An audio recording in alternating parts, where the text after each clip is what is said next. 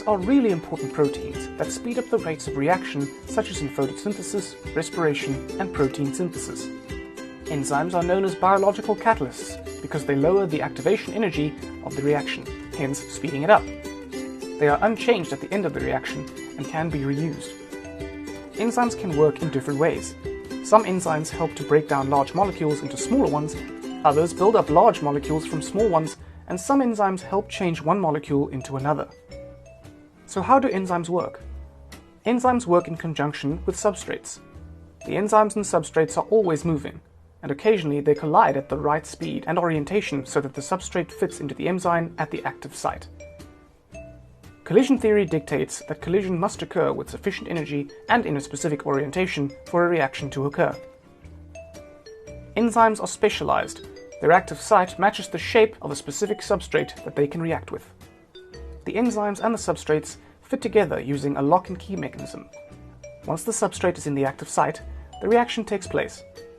The required product is produced, and the enzyme releases itself and carries on moving around. In this example, the enzyme is breaking down the substrate into two smaller products. It could be protease, which breaks down proteins into amino acids, or carbohydrase, which breaks down carbohydrates into glucose, or lipase, which breaks down fats into fatty acids and glycerols. Hydrogen peroxide is often formed as a result of the reactions in cells, and if it is left behind to build up, it is harmful. Luckily, we have catalase enzymes that are really fast. They break the hydrogen peroxide down into harmless water and oxygen. Enzymes can help build up molecules like this, but the process is still exactly the same.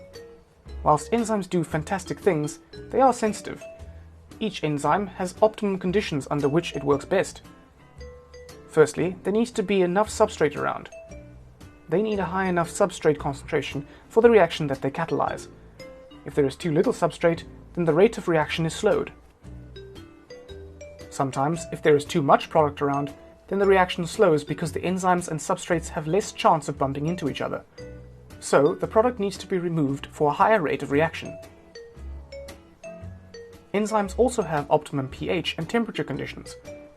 Up to a point, an increase in temperature causes increased rates of reaction because there is more heat energy. More energy means more collisions. However, above a certain temperature, the rate drops off due to denaturation. We will look at the effect of pH and temperature on enzymes in our video Denaturation of Enzymes. The optimum pH and temperature conditions are specific to the condition in which they work in. An enzyme that works in the stomach, for example, would have a more acidic optimum pH. And of course, there need to be enough enzymes around for the rate of reaction to be optimized.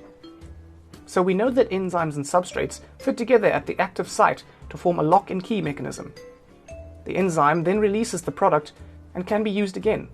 They are sensitive to temperature and pH, and there needs to be a sufficient enzyme and substrate concentration for reactions to occur.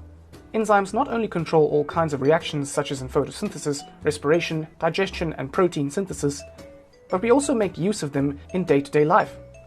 Protease and lipase enzymes are used in biological washing powders to remove proteins and fats from stains in our clothes. We also use enzymes in our food and drink industries. Pectinase is used to break down the cells in fruit when making